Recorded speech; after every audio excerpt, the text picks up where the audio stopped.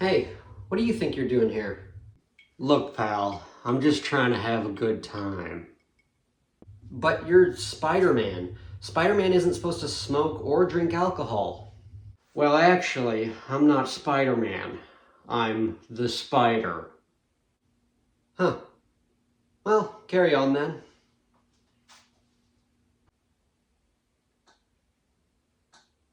Hmm.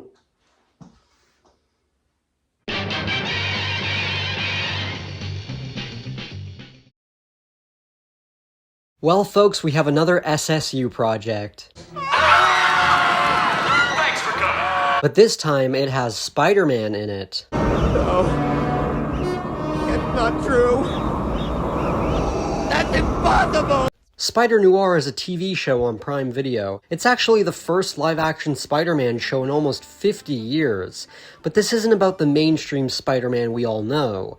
This is based on the Spider-Man Noir comics, which is an alternate version of Spider-Man set during the Great Depression, and is a darker take on the character. I'm familiar with the basics of the Spider-Man Noir comics, but I haven't read all of them. The character made an appearance in the animated movie Spider-Man Into the Spider-Verse, and was voiced by Nicolas Cage. As it turns out, Nicolas Cage reprises his role with this live-action show. Now, to get this out of the way now, since many people were confused, even though Nicolas Cage returns to play the character, this is not the same character as the one we see in the Spider-Verse movies. See, the one in the Spider-Verse movies is Peter Parker, but in this show, he's called Ben Reilly, which in the comics is the name that Peter's clone gives himself. But here's the thing, Spider-Man isn't a goody-two-shoes in this show. This is an older Spider-Man who smokes cigarettes, drinks alcohol, and isn't afraid to kill people. You know, all the stuff Peter Parker isn't allowed to do.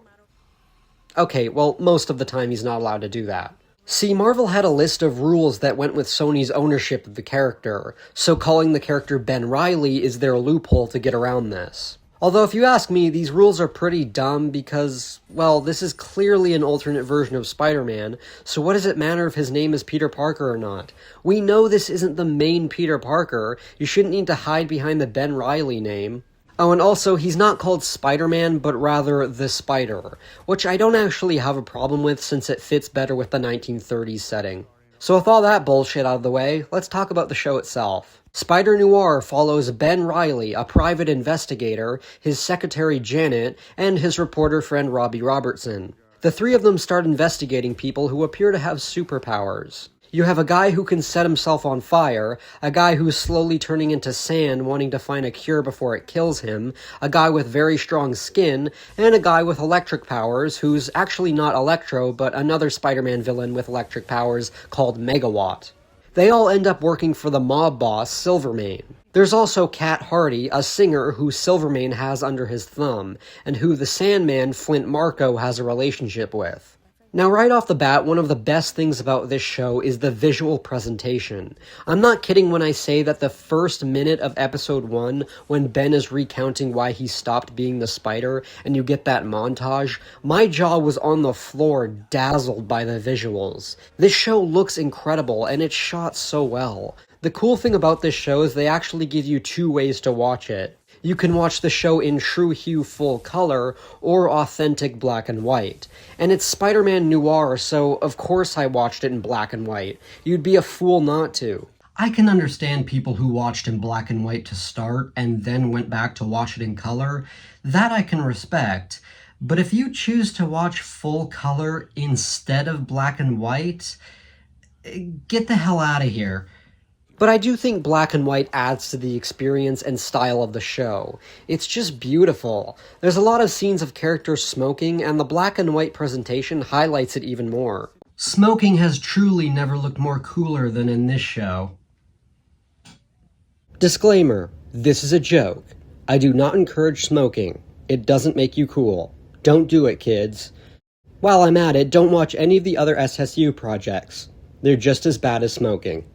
Another strength of this show is Nicolas Cage's performance as Ben Reilly. He's perfect as this version of Spider-Man. This is a guy who doesn't give a shit anymore. He stopped being the Spider because he failed to save his girlfriend Ruby, but over time he's pulled back into being the hero the city needs. Now, I was worried that Sony was going to use this as an excuse to not show him in costume until the finale or some bullshit like that, but thankfully that doesn't happen. We do get to see him in costume throughout the show, and it's awesome. There's one particular scene where he's sneaking around Silvermane's penthouse in the dark, and there's a shot where Ben disappears, and then you see him reappear on the ceiling with only the glow of his eyes. Such a cool scene.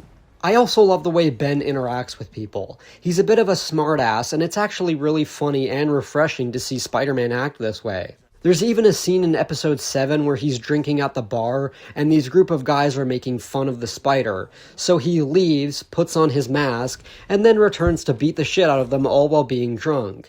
That's just such an interesting thing to see Spider-Man do that we would normally not get to see. Anytime Nicolas Cage is on screen, the show is a delight to watch. Another character who was a highlight for me is Kat Hardy, played by Lee Jun Lee. She gives a great emotional performance, and I like the way she's able to stand up against Silvermane.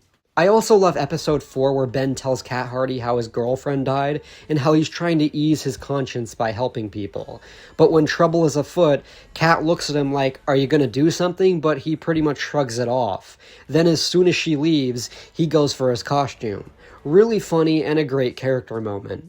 This show certainly has a lot going for it, but I do have some issues. First, this show can be slow at times, mainly in the first 3 episodes. Nothing that makes it a drag to watch, mind you, but the pacing could have been better. Silvermane is also a problem for me. He's just a generic mob boss, nothing special about him. I was never really grabbed by his character. He doesn't even have any powers of his own, so he's a pretty dull villain. And lastly, the special effects are very hit or miss. There's small moments where Ben is swinging around or being knocked around by a villain, and it just looks off, so the CG could have used a little more work. There's also some green screen effects that are pretty obvious, especially the moment where Ben catches Kat after she throws herself out the window to prove that he's the spider. That's a good idea on paper, but the green screen was too distracting. But despite some issues, this show is a breath of fresh air in terms of Spider-Man content. I also really appreciate that this doesn't have any ties into the larger Spider-Verse. There's no multiverse shenanigans in this show. It leaves the door open for a potential season 2, which I would welcome, but Sony doesn't use this show to set up a bunch of spin-offs. This is a self-contained story, and for that reason alone, it's refreshing. Although I can't help but notice some similarities. I mean, Spider-Man fails to save his girlfriend, he then quits being Spider-Man, there's a villain who's trying to cure himself, and Spider-Man ends up killing a villain with electric powers. My god, it's Amazing Spider-Man 2 all over again. The only difference here is that this show is actually good. If you're tired of all the shitty Spider-Man villain spin-offs and all the Spider-Man multiverse shit, you'll definitely like this show. It's funny, badass, and a visual beauty with great performances and characters. I'm gonna give Spider-Noir an 8 out of 10. Well, I suppose this unintentionally fit in with my live-action Spider-Man reviews. Hopefully now I'll be able to focus on my Spider-Man Homecoming review. And I guess the only thing left for me to say is... The Boys Season 5 fucking sucked.